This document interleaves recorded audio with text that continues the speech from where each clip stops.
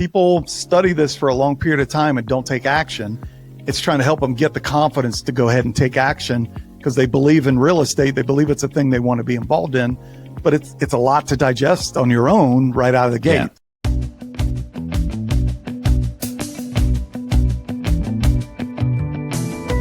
Hello, everyone, and thanks for tuning in to the latest edition of FranCoach's Franchising 101 podcast. I am Tim Parmeter, founder and CEO of FranCoach and your podcast host. Today, we have a guest joining us, a return guest once again. This one is gone through their journey. They're a franchise owner. They're going to talk about how that's gone, but also a new venture, and really just kind of overall entrepreneurship, investing, how to kind of work through some of the risks or perceived risks that can come up or pop into people's heads as they are contemplating such things. So that's coming up here in a moment. First, quick recap and reminder of who we are. FranCoach is the premier franchise consulting firm.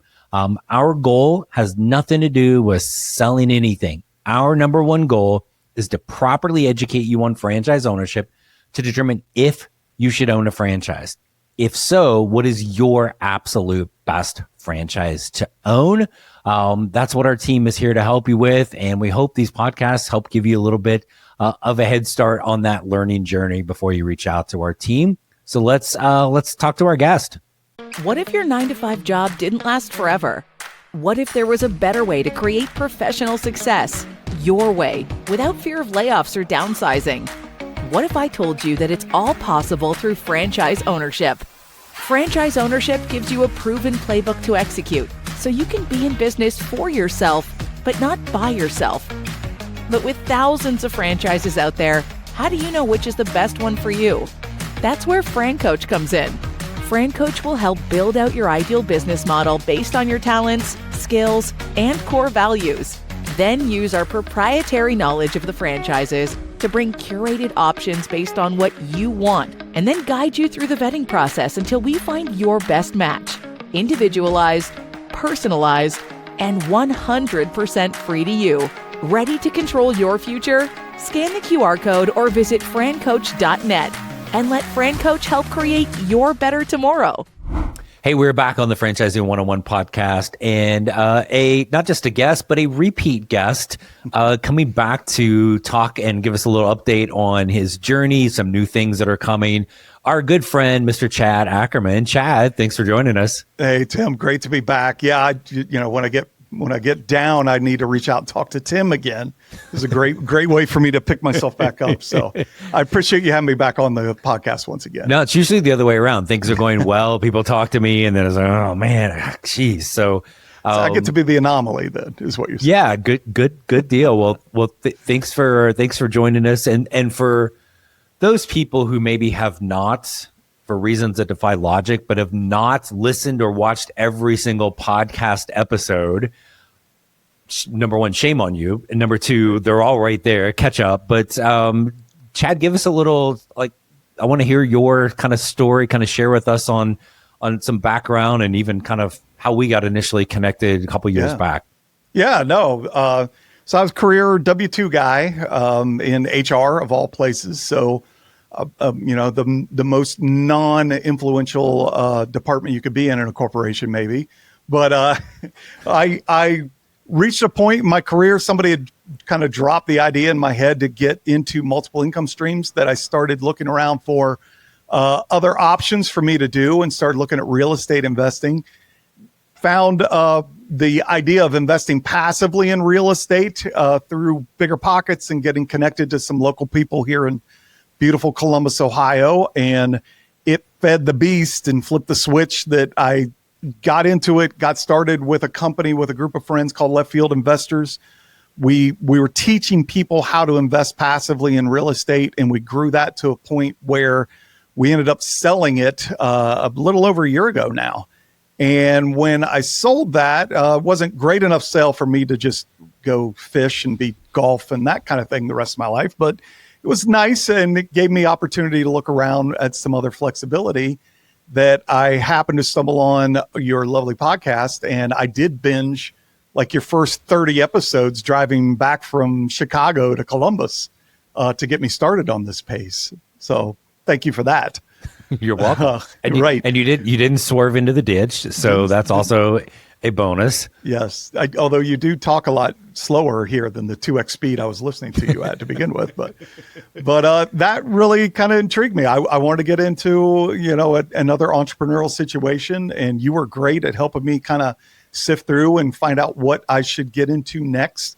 And I ended up buying a Focal Point business coaching franchise and got certified, had a great time.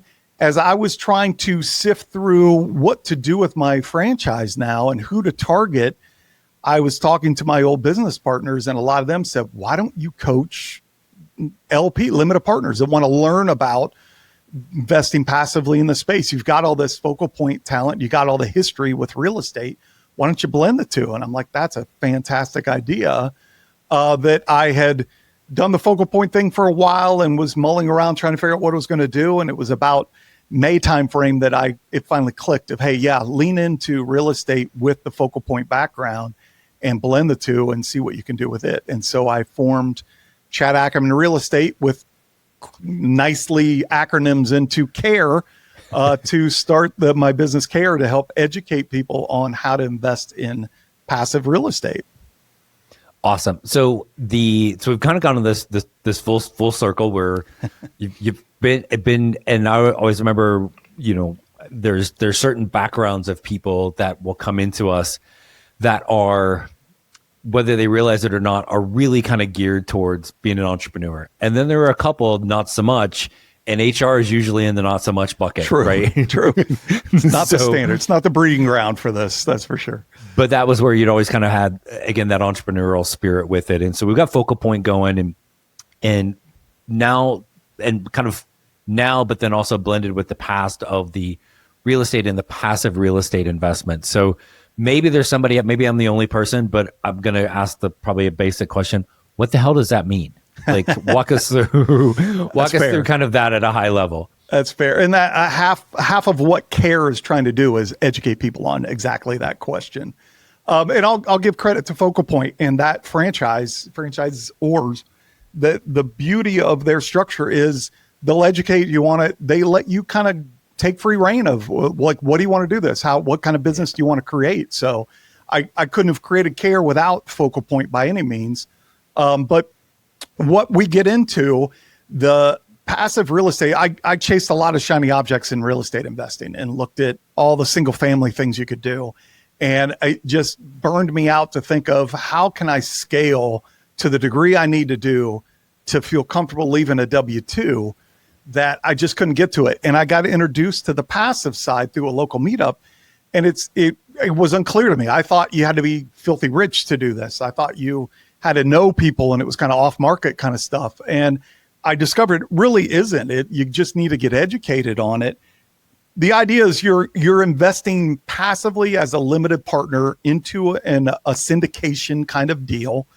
And being a limited partner, once you write the check and turn your money over, you're paying a professional team to manage that property. The professional team is the general partner. They find the deal, they fund it, they manage it, they do all the work. You are a limited party. You don't have any say in anything once you sign the check. So you sit back, but I get all the benefits of owning real estate. I get the tax benefits. I get cash flow. I get equity from it growing and paying down the mortgage on it and so forth. So it gives me all the same benefits that I was getting from single family work, but I don't have to do the work and I don't get the headaches that come along with the work of 2 a.m. phone calls because the toilet's clogged or a leak's going or tenant leaves and trashes the place and you got to fix it up and everything like that. I don't have to deal with that. The general partners manage all that for us. It's all part of their pro forma. So my work becomes studying the general partners and finding one I know, like, and trust to be able to turn over money to them and say, thank you, go do this now and send me my distribution. So that's the quick and dirty of it, if you will. So is it residential, commercial, a combination? They can syndicate darn near anything. We see ATMs syndicated. We see car washes. We see laundromats, artwork, you name it. Asset classes are very broad, which creates a lot of shiny objects. And so I typically coach on figure out what your goals are, what you're really trying to do. And let's find 4 or 5 asset classes that fit that goal or those goals and then lean into those rather than chasing the broad spectrum of shiny objects that are in this business.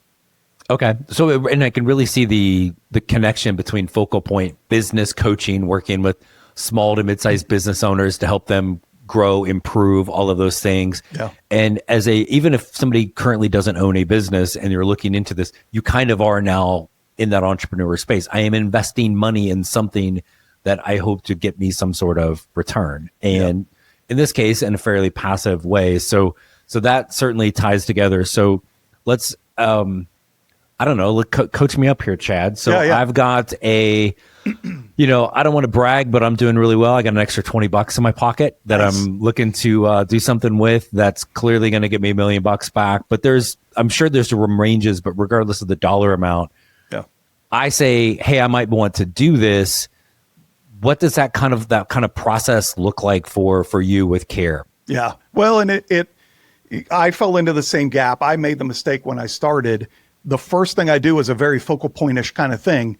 I say, pause everything. Let's talk about your goals. Let's talk about what you're trying to do. Let's build your strategy in your buy box because it's an emotional thing. And I jumped into it. The first thing I bought was a 17-story building in Cleveland that was an office building being converted to residential. I didn't realize at the time that really what my goal was with this was to get cash flow to replace my W-2. Well, that building wasn't going to cash flow for years. So it was a mistake to get into. And this is the mistakes you make by getting emotional and looking for something that just looks awesome. I mean, it was promising big returns and blah, blah, blah. Right. So it was hard to not get excited about it, but that's the problem.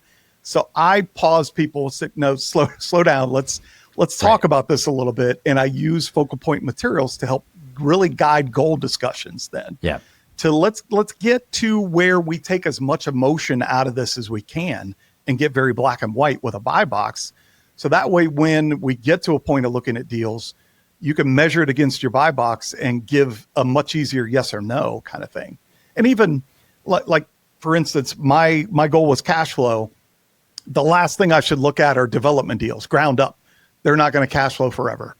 These whole deconstruct a 17-story building and reconstruct it. Right. Not a good idea. It's not going to cash flow for a while. So the beauty of having those goals set, knowing what you want to do, it cuts out a lot of that noise so that you can really focus on the handful of asset classes that you probably ought to be focusing on. And that way you don't get inundated with things that are going to distract you. You can really cut through them quicker.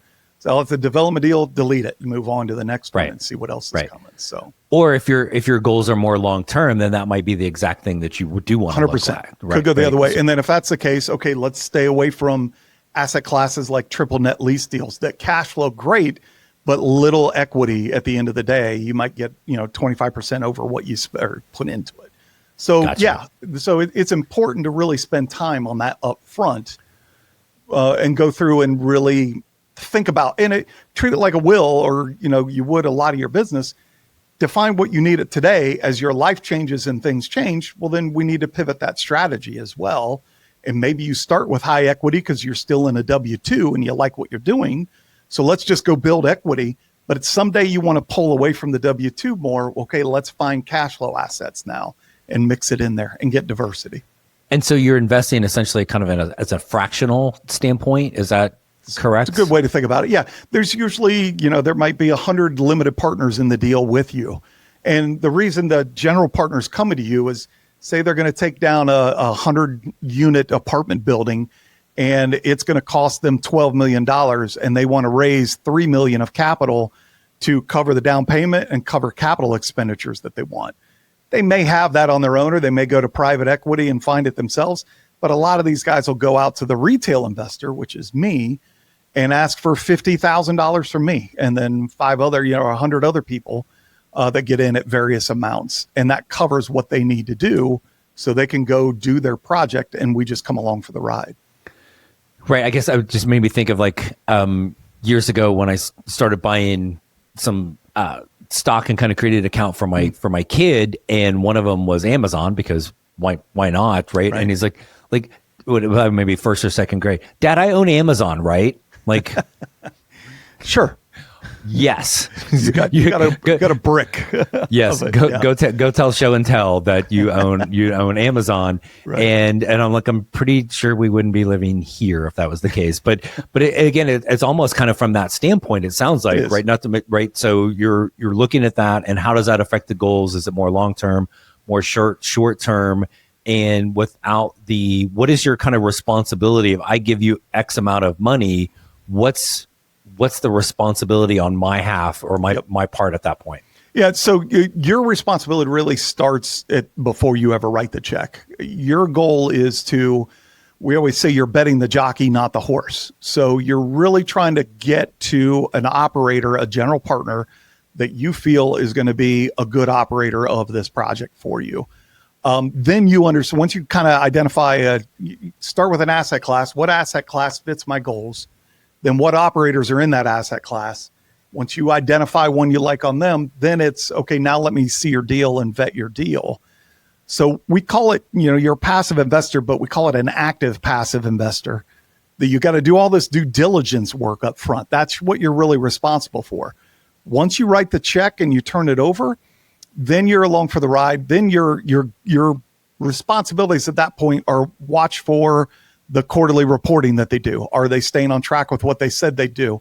There are limited things that you can do once you get into the deal, but they're powerful things that if all of a sudden a GP is not performing to what they said they would and it's borderline fraudulent, you can work together with all the other LPs and you can actually remove the general partner and vote somebody else in. I was actually in a deal that did that this past last year, I guess it was.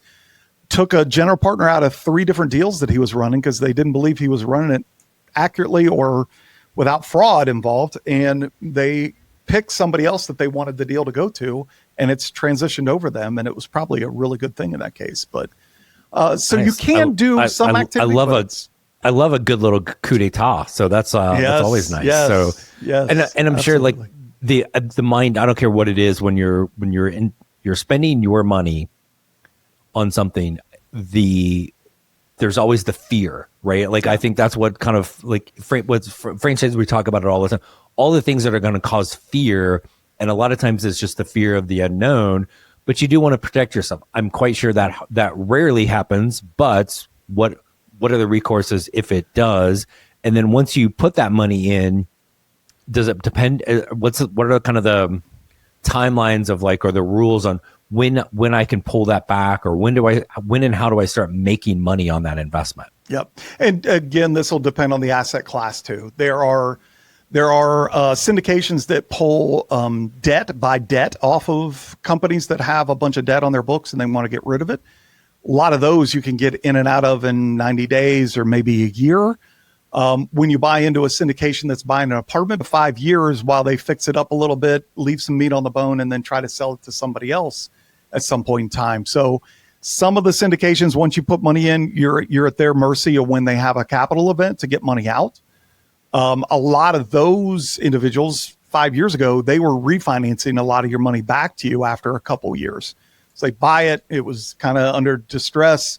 They'd fix some of the properties up, and then they could go get a refinance for a greater value, give us some money back and keep us in the deal, and it keeps flowing until they sell it.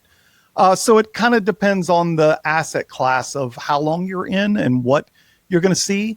A lot of those deals will start distributions within a quarter, maybe a year, if they got to fix some units up and then get them up to market price and so forth. So again, it gets kind of complicated. This is exactly why I put CARE together to go help coach people to say, okay, it's not rocket science, but it can get complicated. Let me help cut through some of the fog for you. I was going to say, the thing I was actually just writing down, I was going to ask, I was like, how does somebody figure all of this out? And in some ways, it's like you're doing on the real estate side what FranCoach does on the franchising side. It's like, how in the heck do you figure out, right, with all of this? And so on your end, how do you know, right, which all the different classes and the people behind, how do you know who you can trust, and how do you find all these people? So, I mean, I've been doing this since 2018 now, so I've got some experience under my belt. Not a huge time, but a decent chunk of time. But the biggest thing I advise people on when they're new and they're starting out is get involved in a community. There are communities out there. Left Field was one. We sold our business to Bigger Pockets. It's now called Passive Pockets. There are other communities that are out there. We always encourage people join multiple communities because you're going to get feedback from people that have experience with these operators. They're going to help educate you to make a better decision around you just deciding on yourselves. Well, I talked to them. They seem nice. They sent me a shiny, glossy portfolio to look at. That's fantastic. We always say, beware of the good marketer. Don't settle for the good marketer that maybe doesn't know what they're doing. But we encourage people, go get into a community and ask the question. Like if you're vetting somebody and say, I met Chad Ackerman, general partner, and I just met him. I don't know anything about him. I go into the community in the forum and I say, hey, has anybody ever worked with Chad Ackerman, general partner? And if it's crickets, then I go back to the GP and I say, sorry, nobody in my community's heard of you, so I'm not going to invest with you right now. Doesn't mean never, but I want to watch you for a year and get your reports and see what you do. And maybe a year from now, I'll invest with you. But generally, if you find somebody has worked with them, that word of mouth from the community is pretty golden then to help you feel a little more comfortable. Doesn't mean sometimes we're wrong. Groupthink can get you in trouble too.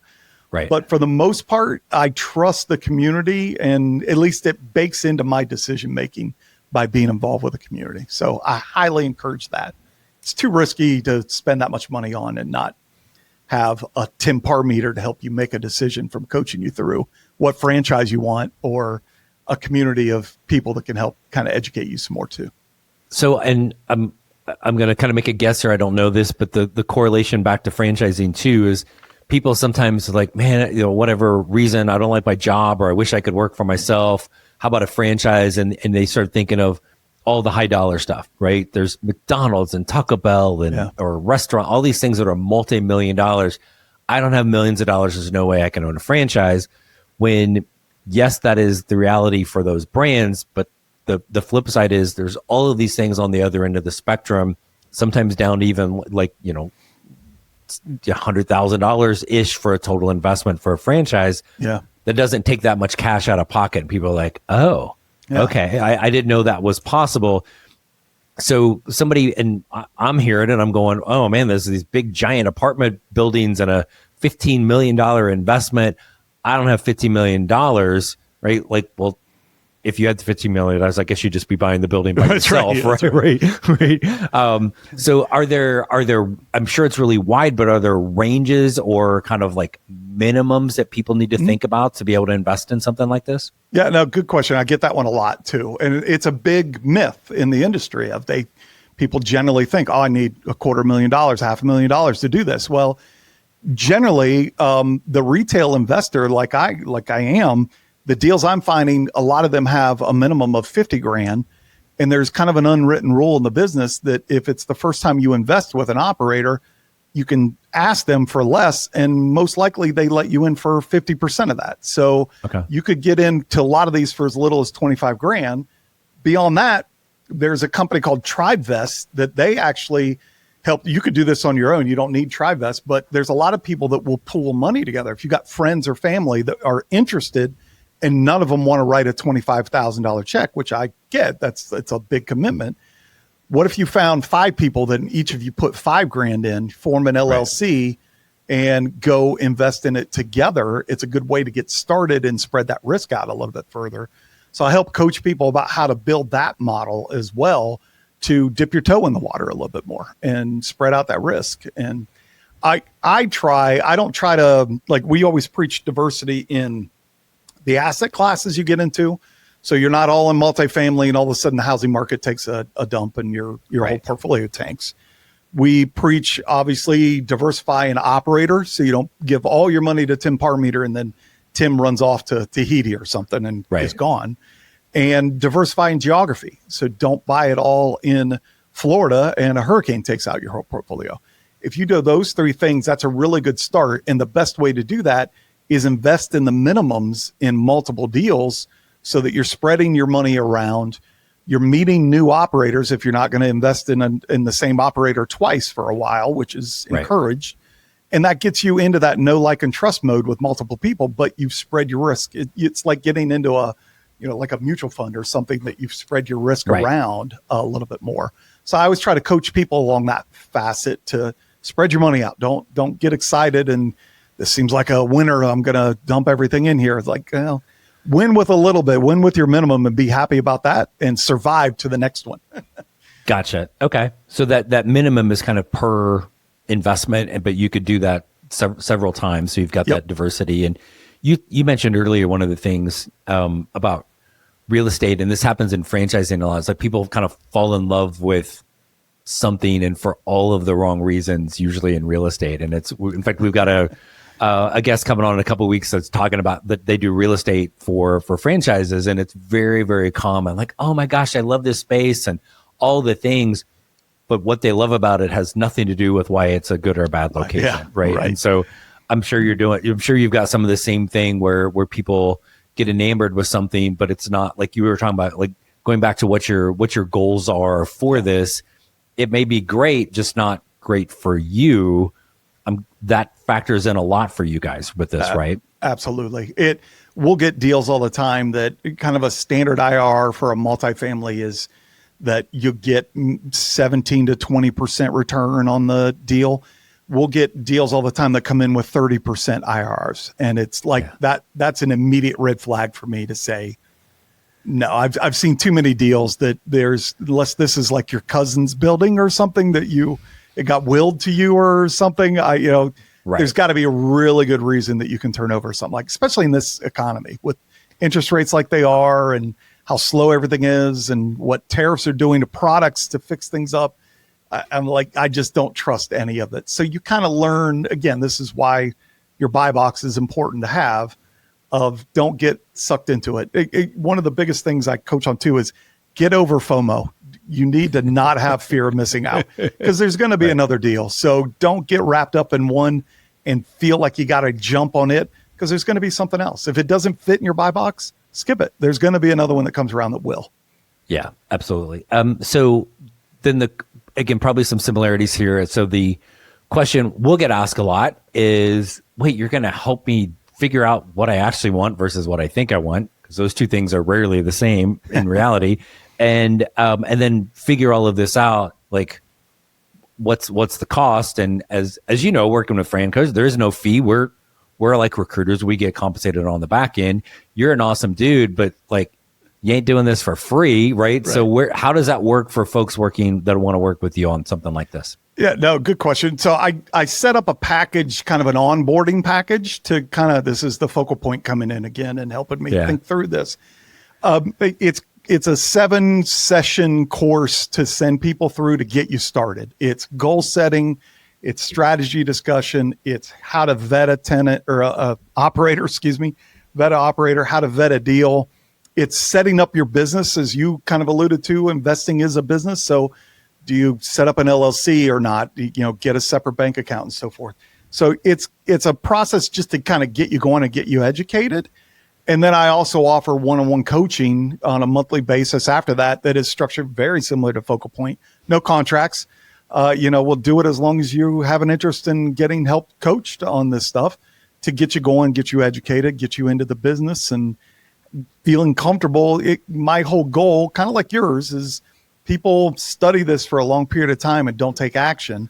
It's trying to help them get the confidence to go ahead and take action because they believe in real estate. They believe it's a thing they want to be involved in, but it's a lot to digest on your own right out of the gate. Yeah. So it's very similar to what you're doing, basically. Right. I just copycatted you. Yeah, no, like I don't. I could see why not. It's your modesty. Yeah. But again, it is the same thing. It's the education, and again, what the a little time and a little money to go through to learn, and maybe it's not for you now, but at least you understand it, and maybe sometimes it's the timing aspect of that. But and I think you said something, I think before we hopped on, and you said this to me numerous times throughout our relationship is, hey, you're an HR, like you came from HR. You're not a salesperson, right? And I'm not finance. I always say the same thing. I suck at sales. And so it's that, but what it does is it helps you focus on getting to know people, getting to educate them, making sure that they understand everything and they're not getting fooled by the person it's the shiny marketing or it's the sale. Like, it sounds too good to be true. It is too good to be true. Just run. In fact, literally the intro to our dang podcast right now is literally just because there's some of that in the franchise industry where people are sell, and telling you all the great things without getting to know you, without you really understanding all of the things, and you don't want that. And real estate can be that same thing. So I love the fact you were taking that approach, which is awesome. Appreciate that. Yeah, it's what I've loved about the community of passive real estate investors. There are no trade secrets they're keeping from one another. It's a very open culture, and generally the people you find in it, when you get them talking about real estate, they're on the edge of their seat. They're passionate. It's your test. It's the get out of bed test. They're getting out of bed to do real estate work. Those are the people I like to find that are trying to figure out how to get into the space, that don't fully understand it. I thought I was going to do single family stuff forever. I found out about this passive side of things, and I'm like, that was the switch that flipped of like, that's the thing. I could keep doing whatever it is I'm doing, but I can get into real estate because I studied wealthy people. All of them have real estate in their portfolio somehow, way or another. So I'm like, there's got to be something to that. Let me go figure out how to get in it, but I couldn't figure out how to scale. This let me scale to the point where I liquidated my 401k. I moved it over and put it in. I don't encourage that. That's not the plan. It's a plan. But it was. But you didn't start what like I fell that. Into. Right. Correct. You just Correct. hey, let me withdraw all my 401k money and send it to this person the first time. And no different than, I think we talk about wealthy people. They are rarely W-2 employees only, right? They're entrepreneurs, whether they've started something, franchise owners, and or there's real estate involved, right? Like almost every single time. Mm-hmm. And the real estate side and the franchise side can seem scary to people because we think the high dollar stuff, right? It's confusing. How do we do it? You need somebody that can just help educate you on it. And I love what you were doing with that. And so super cool. And so so you've had kind of a fun journey, right? Like you're the employee, then we get into the real estate, and then you've got that business that you're able to sell, which is amazing, a franchise owner, and then now starting a new business. So you've kind of gone that full gamut. I don't know, maybe 8-10 years ago, like when you were just straight employee, could you envision where you are now? Not at all. But I love, it was all the myths that everybody kind of believes. That's what kept me out. It was all that fear, or I don't have enough wealth. I don't understand it enough. I can't do it. It's very complicated. All those myths kept me out of it. That we've talked about this. This is exactly why I put my kids in an LLC with me, and I invest with them to open their eyes to this and get educated on it a lot sooner than I did. Yeah. To say, hey, there's flexibility out there that people don't teach. This isn't taught anywhere. So you're lucky you have the dad you have, basically, is what I tell them. So make sure I'm in the good retirement home when I'm old. Exactly. Yeah. But I was a victim of all the same things that a lot of the people that I coach were as well. I came from that space. I was in HR in a big corporate Fortune 15 company. Felt comfortable, but it wasn't everything I thought. I thought there was something else. When somebody put the bug in my ear to go look for multiple income streams, that's what sent me down my path, and I landed here. And I assume people can feel the passion coming out of me whenever I talk about this, because this is why this kind of what we did with Left Field was just get the word out. This is exactly why I built Care. Was I just want to keep getting the word out. I just want to educate more people and teach them about it. So if they're curious about it, get a hold of me. Let's talk about it and see if I can get you excited about it too. Yeah. And so, and I've got one more question for you, but before I let you go, but when somebody is like, maybe I should talk to this Chad dude, how do we do that? Easiest thing, you can go to my website at chadackermanrealestate.com, all in word, or find me on LinkedIn. I'm all over LinkedIn as well. or in the show notes right here, it'll be there as well. So we're fancy like that, Chad. We're gonna hook you up. So you've had this amazing journey, and really, and I hope somewhere in there, and it's hard to do this, is like give yourself the credit for the I'll say the risk, but really it's not all that risky, right? But the to take that jump into the entrepreneurship, real estate, franchise, now having your own business. What's maybe some advice you would give somebody that's sitting there that hasn't taken that step just yet in any of those categories? Yeah, the biggest thing I try to tell people, and I did it from very early on with Focal Point, and even talking to you, get somebody to take action. Taking a step, moving forward. The very first thing I did when I started investing in real estate, I just set up an LLC, and that felt like I was moving forward, which just motivated me to go do something else. It's so simple. The next thing I did was set up a business banking account. So very simple things, but at least it was action. It did get me doing, okay, I've done this. And I love the idea of tell your friends, tell your family, talk about it, because it kind of holds you accountable to, they're going to ask you about it. Oh, how's that thing going? You said you were trying to do. So I tried to get very vocal about what I had in mind. Once I kind of knew the direction I was trying to go, I think that was a big part of keeping me accountable and keeping me taking steps that were actionable, rather than just study, So you got to study, get educated, learn. Yeah. But at the end of the day, you got to do something with it. And I'm drawing a blank on the author's name right now, but the book Atomic Habits is like talk about the 1%. Like, how do you just get 1% better? And when you're I'm just like, oh, I got an LLC, and even that seems like a big step. And you're like, I don't know, like the legal Zoom, ink file, whatever, a couple $100, and poof, you have it. And then you set up as many of them as you want. You've got that, and then you go down and you get a business. Like it's a pretty small step, but it is a step moving forward. Yeah. But you mentioned something, like, hey, start talking about it with your friends and your family. And as you start to get excited, and then they're going to hold you accountable and all those things, but there's going to be somebody in there that's like, Chad, what the hell are you thinking? Like, how do you handle that? Because it's inevitable. There's always going to be somebody that's going to do that. Definitely. No, and I definitely had that along the way.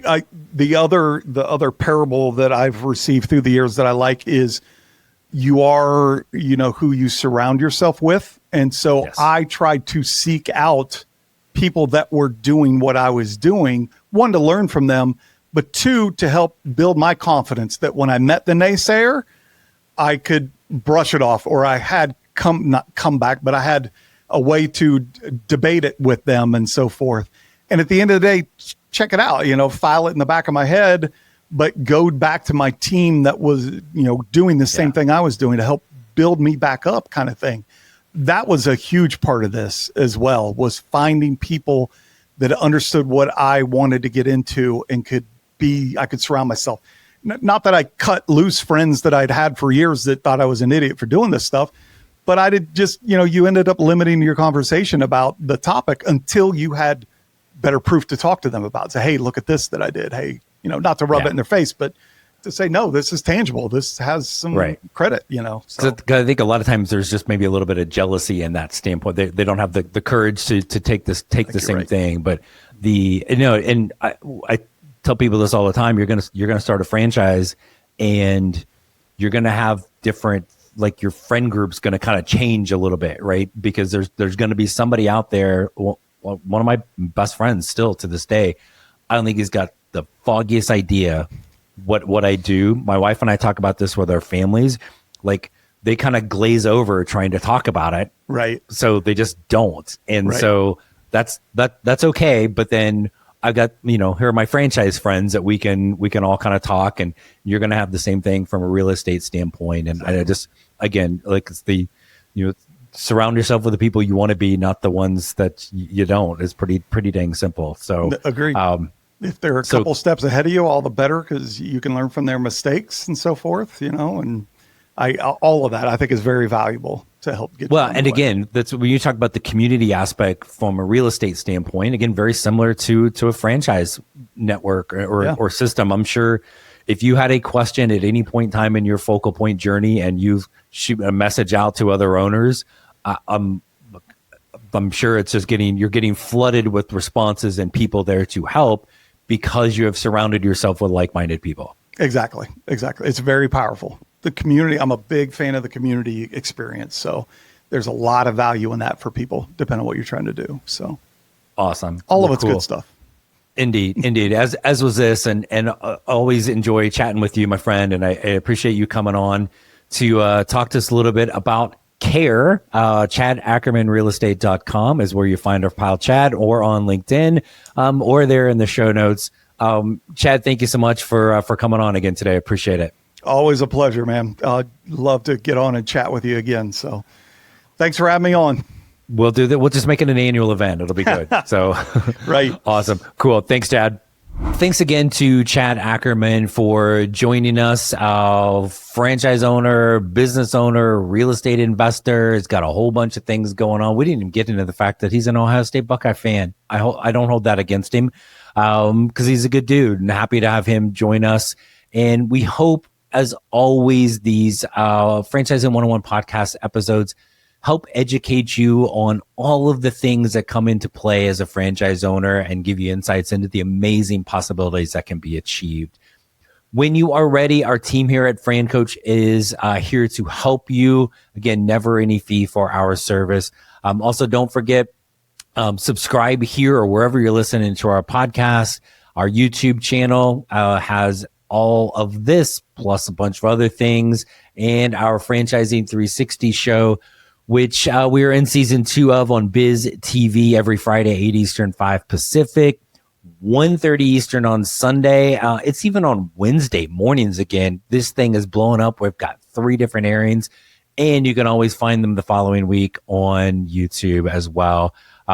Again, when you're ready to reach out and figure out if this is for you and owning a franchise, and if so, which one, FranCoach.net is where you're going to find our team. We're here to help you create your better tomorrow. Thanks for tuning in, everyone. We'll see you next week.